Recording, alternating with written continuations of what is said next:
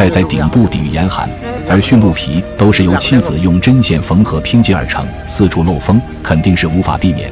随后老布又将一张北极熊皮盖在上面，虽然看上去有点简陋，但讲究一晚应该是问题不大。妻子将仅剩的海豹油倒在灯台上，这是雪屋里唯一的取暖方式。此时外面黑压压的乌云遮天蔽日，暴风雪呼啸来袭，气温瞬间骤降。妻子看着头顶上的驯鹿皮，心里不免有一丝担心。她唯一能做的就是将海豹油调大，尽量让屋里保持温暖。